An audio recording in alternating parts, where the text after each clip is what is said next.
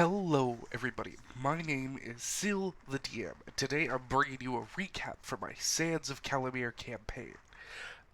We picked up right where we left off at the at the end of the last session. Our players have woken up within Frehala, this magical tower, which exists within the giant forest, on the floating island of Laputa, and had met with Luther, who had been sent to collect them. Uh, they spoke for a brief while with Luther and ended up meeting uh, a furbolg who was traveling with him by the name of Wes. Uh, Luther alluded that for some reason Wes was sort of involved with what they had ended up finding, or what they believed they had found. And the party began to prepare to leave the tower. It was at this point that Kieran informed the party that she wanted to stay for a little while, collect her thoughts, spend some time actually writing those songs and poems that she wanted to write, and was why she set out from home. This is mostly due to Kieran's player needing to change schedule from work and just not being able to join us right now. Um, and so, unfortunately, we left Kieran behind at the tower and picked up Wes, a new PC. Uh, Before leaving, Nixandra spoke with Freya a little bit, the blue-skinned cloud giant with the sort of permanently frozen hair. Uh, it informed her that she's very much enraptured with what she has here and would love to spend time here just safe and studying and living in this place. But she didn't really have a way to contact the giantess from far away. So the giantess provided a small bottle which seemed to contain a swirling cyclone, and just instructed Nixandra to use the bottle should she, for whatever reason, need to be here. At which point the party left and followed Luther on his way back towards the city proper, having a pretty good conversation along the way. Luther kept everyone sort of entertained, trying to keep everyone calm, talking, as moving through the forest made a lot of people, especially Blair, very nervous. Um, and Luther tried to deflect this as much as he could with good conversation and just sort of making people be distracted by talking. Um, they also realized that Luther could travel through the forest pretty much blindfolded. Uh, he seemed to have a very keen sense of a path through the woods, which they were bereft of, and seemed to be able to follow it without even paying attention to where he was going. Eventually, they made it back after a bit of fun interactions with the new PC, uh, and some interesting hints as to what their character might be like from Luther. They made their way back to Frahala and journeyed up to Luther's room. Once inside, they began conversing and explained what had happened. Um, they described the attack that they had experienced, the potential gaps in their memory, or moments that had been altered to exclude people. Um, and everyone was very concerned. Luther explained that Wes, the Furbolg traveling with him, uh, their brother, had been attacked recently and was found unconscious in one of the alleyways. Uh, when he finally awoke, he had almost no memory of his family at all. And Luther believed that whatever attacked them must have been the thing that attacked Wes's brother and stole the cattle, and seems to be just sort of making itself a nuisance. Luther excused himself for a moment to send this message to Sokar, to sort of see what the Jarl wanted done. And after some more conversations and tomfoolery with the party interacting with their new member and uh, just interacting with each other a bit, as well as discussing and talking with the image of Arenval, Aesir's adopted father, the dragon, who had been appearing not super recently, um, but over the past part of the campaign as this image that only select people had been able to see. It was at this point that Acer learned that not only had Blair interacted with his father when he wasn't around, something he wasn't aware of, but Nixandra had also interacted with him at some point. And it was beginning to sort of get on Acer's nerves. Um, the Kitsune starting to feel between people telling him that he's missing memories that he, of course, has no memory of, and claiming that all their minds had been altered, and on top of that, everything was just beginning to pile up on Acer a little bit, who was starting to be a little snippy. Uh, Luther returned and informed them that Sokar wished to talk to them and hear what they had to say in person, and that his friend uh, would come and talk to Nixandra and Blair today, he believed. Um, a quick recap, Nixandra bees a very particular race that is extremely rare in my setting and quite unique. And when Sokar noticed what she was, he informed her that his friend, his companion, would very much like to meet her. Uh, at which point, Kieran at the time had informed everyone of who Sokar's friend was, a being by the name of Aethrin. Now, Aethrin was a hero of a war that ended about 86 years ago in storyline, in timeline of this plane of existence. 86 years ago, a war ended. A war in which Sokar was very heavily involved, along with his companion, a man by the name of Aethrin. Uh, when that war ended, the end of the previous age happened. That war technically sort of it's incorrect to say that's when the last age ended. It's more like that's when the current age began, if that makes sense. As the war, in terms of calendars, has sort of become its own little pocket age uh, of about 8 years. The war went on for. Uh, and Kieran, being a well versed bar in history and just stories, uh, had basically explained how this character that Sokar had spoken of had ascended to what was akin to godhood at the end of that war. So the party was very interested, partly in why the character was so interested in Exandra, but also Blair seemed that maybe a godly being could try and fix whatever was wrong with Blair. These sort of gaps in our mind that whenever she focused on very specific concepts seemed to incite a lot of pain or push memories aside. Uh, so at this point, Luther asked Wes if they would be able to escort the party the rest of the way. Sorry, momentarily just saying sorry to Cooperoo, our beautiful, amazing, talented artist who made this, for me stretching it. It doesn't. The actual image isn't stretched. I unfortunately just suck, and I'm doing this very last minute because I suck, and I've been doing a lot of research. Um, and I'm like, oh shit, I haven't recorded stuff yet. So my apologies, Coop. I hope it doesn't bother you too much that the image is stretched. So our party set out with Wes. Luther going another way. He alluded to some job that he had to take care of for Sokar. And there was a moment where Blair seemed to want to say something to him in private, but they didn't uh, instigate the conversation. And when they realized that they weren't alone with Luther, they just sort of pushed past it. Along the way, traveling through the city of Laputa from the lowlands to the highlands, crossing the bridge carefully, uh, one of them saw something within the water of the ocean, this sort of sea of white clouds that surround the island.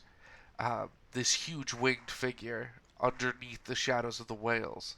But it seemed to disappear just as quickly as it had come. Making it into the highlands, Ryok split from the party, wanting to go check in on his father, who was at the hospital. This titanic building with multiple floors, all large enough for giants, easily hundreds of feet tall. Uh, he made his way inside and met with a small dwarf receptionist. who explained why he was there and what he wanted to do. She informed him that his father was asleep, but if he wanted to get to the room, they could assist. And she had a giant who was also stationed at the receptionist desk, uh, as that was the giant receptionist, who picked up Rayok and carried him to his father's room, in which he noticed his father asleep on a large bed, and Estevel sort of propped up on a chair on the side, having passed out at some point. Rayok made his way over to Estevel and just sort of sat on his shoulder as the giant slept, keeping an eye out on his father. The rest of the party went and visited the Jarl and met with Sokar, explained to him what had happened, and the Jarl seemed very adamant that, one, he was extremely happy that they were all right, and two, that whatever this thing was going to pay for this, and they would destroy it and hopefully return the memories to the people who'd lost them. In particular, the fact that Wes's brother, one of his citizens, though the small Furbolg family is very isolated and lives in the forest, they still are his subjects, and the fact that this happened under his nose is something that really seemed to piss him off. Uh, the party spoke with him for a little while, and it was at this point that he was about to summon his companion when his companion appeared, or the image of him appeared. They're not too sure. This figure, hooded in a deep black cloak that obscured all of its features, appeared, standing about 5'8", not very tall, but seemed to be hunched over. It spoke briefly with Sokar, who Sokar referred to it as Captain. They embraced, and after a moment, he went and introduced himself to the party. Uh, in particular, Nixandra. He spoke to her for a little while and confirmed that she was in fact the race he was interested in, which had Nixandra very intrigued as well. Um, Nixandra consented to allow this figure, this Aethrin, to view into her mind, uh, something he would not do without her consent, to sort of get the gist of her story very quickly. Upon learning that she had been asleep since pre-Shatter, which is the event that's going on right now in our city campaign, uh, there is this very mournful sensation off of Ithrin. Uh, and while talking with Ixandra, he seems to imply that she may, in fact, be the last of her race. As far as he knows, there were not many Blood Elves left, which is Nixandra's subrace. She is a blood elf, which is an extremely unique breed of elf within my setting. Uh, and that one of her people had been on his crew uh, during that war, but and he didn't get into too much detail. They had gone their separate ways, and in the final battle of that war, he had died. Sokar seemed quite bitter about all of this conversation at this point. Uh, Nixandra, very worried, mentioned that they were going to one of her people's safe houses, uh, and asked if he thought that that would be safe. And Aethrin seemed to think that would probably be a good idea, as the Blood Elves had ways of hiding themselves even from the gods. So even if there were Blood Elves alive, he might not know about them, and the safe houses would probably be equally protected. He had never heard or seen any of them before, so the fact that she was going somewhere that he had no knowledge of probably was a good idea, especially if she was looking for someone else of her own kin, or a hint of where they had been. Nixandra also isn't aware of the shattering yet. Um, it's almost come up in conversation when the party mentioned they met at Rosmaran, a coastal city on Jaram, within the continent of Jaram, which confused Nixandra because the last time she was in Mazaran, it was landlocked and bordered the jungle of Krelvain, uh, which is now an archipelago after the continent shattered and ripped itself apart in the cataclysm. Uh, Nixandra, but that part of the conversation before sort of got brushed over as everyone was just sort of expositing very quickly. Um, and Anthony seemed to imply that there's a lot that has changed about the world in general that she might have a hard time dealing with. So Nixandra was being a little panicked. Sensing her distress, Anthony did utilize whatever sort of mind magic he was using to enforceably calm her down, uh, literally removing her brain's ability to feel panic. So while Nixandra was anxious, she couldn't work herself up into a panic attack or an anxiety attack. She almost as if she was under the calm emotion spell, but a lot stronger.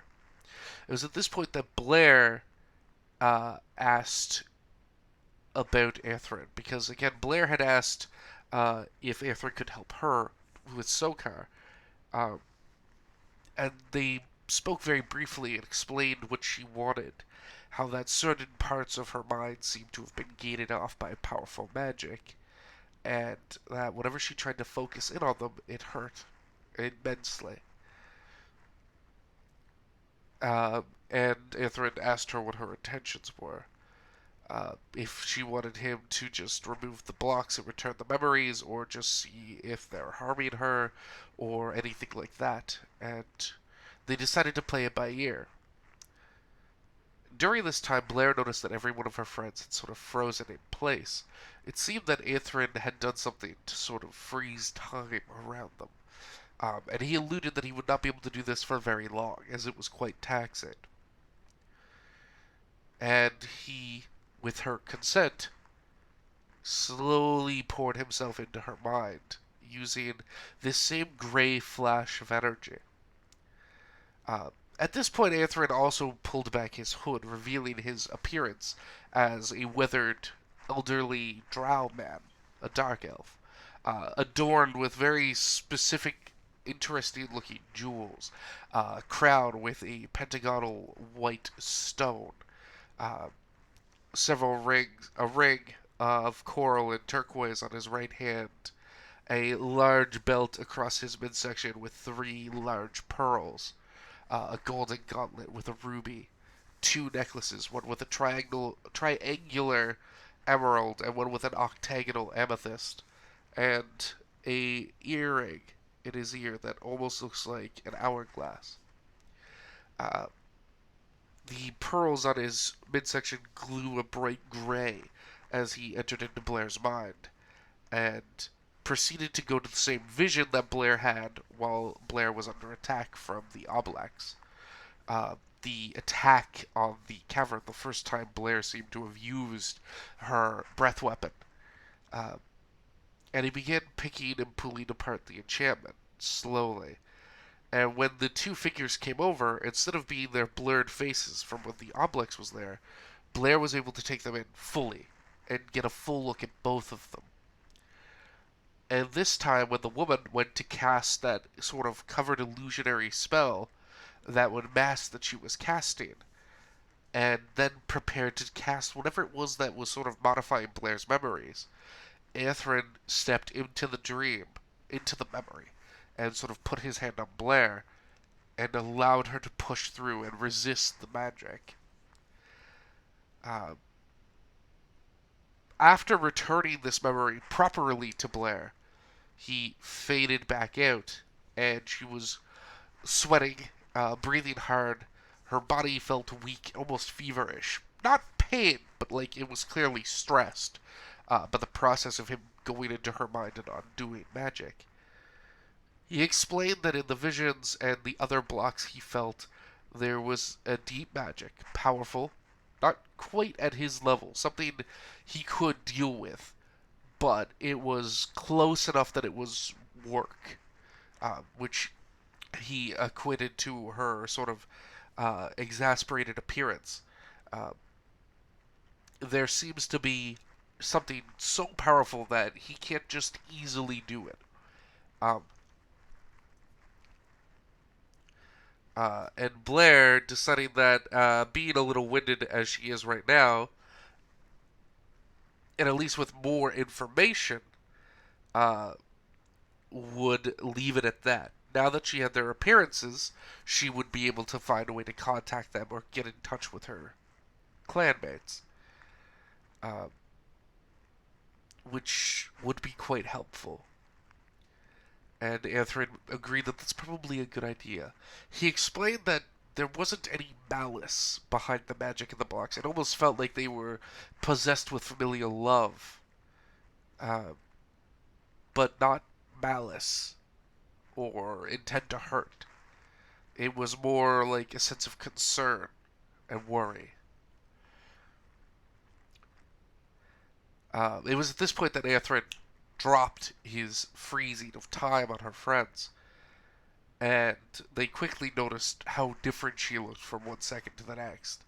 And Acer became very defensive. Blair sort of leaned on him for support. Uh, and though Blair seemed to be assuring the party that Anthony had done nothing more than what she had asked, Acer was very defensive and just very just off put by Anthony as a character.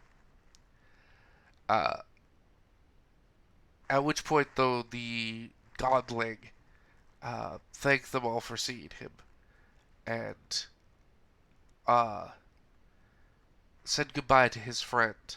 And they exchanged a moment, and then he left.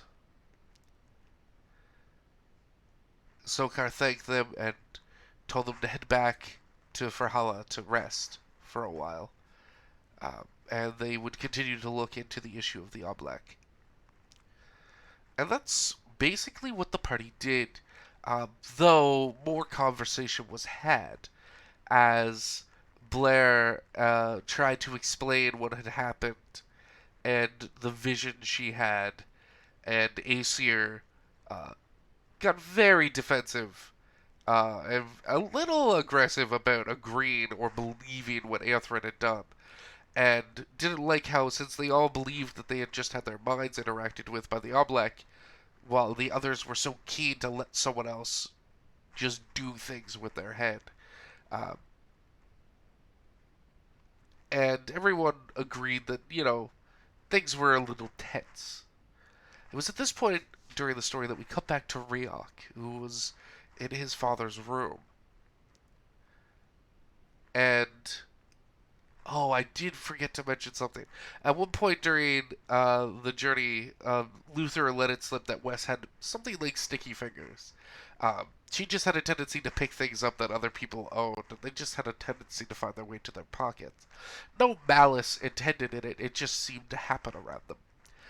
So Blair had gone out of her way to use her mage hand to try and sneak a thing or two, and Wes had, at one point before Ryok split, quickly grabbed a scroll out of their case. Ryok's cousin, Estevel the Giant, woke up and found the Birdman there with him, and they began to converse. A pretty personal conversation about Ryok's guilt and regret for having left the way he did, and how it had caused consequences that he could not foresee, and just this general sense of how he let everyone down by being selfish. And they had this conversation for a while. And throughout all of it, Estevel didn't seem to be forgiving and wasn't erasing Ryok's guilt, but also was making it very clear that whatever had happened to his uncle, or Ryok's adopted father, was beyond just Ryok's actions. That curse, that magic that Ryok had broken when his father was in his stupor, was something beyond just depression that his son had run away from home and might be dead. It was more. It was something beyond Ryok. And had they noticed the signs, they might have been able to find a way to break it. Estevel seemed to imply that it was something that is sort of a risk for their people if they ever become too depressed. And they started talking about the curse for a little while.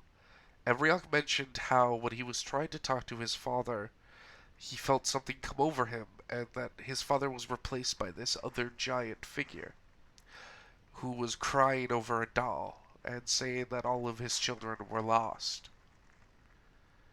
And Esteval rolled a natural 20 on his religion roll, and Ryok rolled pretty good on his persuasion roll. And Ryok learned about a figure who he hadn't really heard of before. A god, one of the human gods, who had worked alongside the giants, who had sort of taken them under his wing, the cloud giants in particular. The reason those humans are here in Laputa was because of that god. They were his children. And the giants became his children too. And it became this story of tragedy. How the giant had loved his children desperately. How this god, this being, had loved all of them. The dwarves of the mountains, the desert, the humans, the giants. How they had embodied the passion that God represented with their craftsmanship, their skills, their drive to be the best at what they do, and the passion to compete with one another and just love that competition.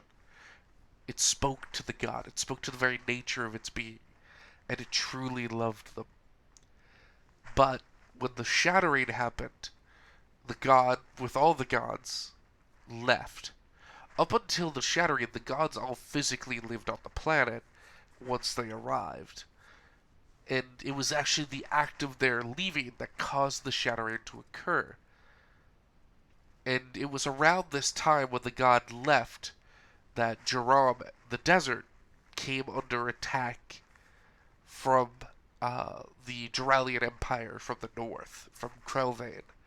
Hordes of soldiers and a flight of red dragons, purging their way across the desert, genocidally wiping the humans and the Aviacs and the dwarves and the giants.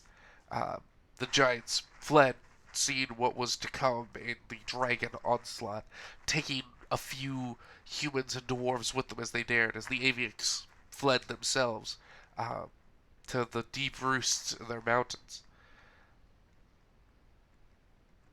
But the rest of that race of humans, that sub-race of human, as my setting does technically have several sub-races of human, or ethnicities, as we'd call them. Through a mixture of the horror of the shattering and the wrath of this coup that had occurred, this unsanctioned conquering of the desert by the Duralian Empire, which again wasn't backed by the Empire. It was a select collection of duchies in Krelvain that decided they were going to do this and did it. And the desert was eventually liberated by the Empire when they'd caught on to what had happened. But by the time that happened, that race of people were dead. Their numbers were so few and broken that they just drifted away.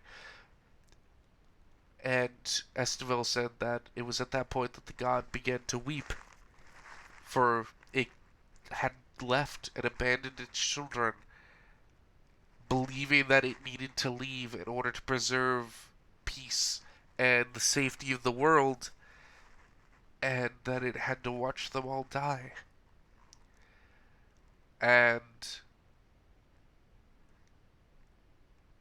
after this, Esteval excused himself and went to eat.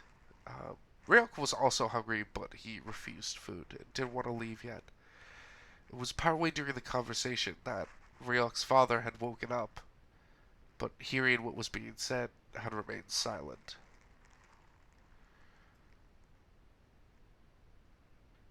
Ryok called out to him, and then made his way across the room and clambered up the giant-sized bed to sit up on his father's shoulder.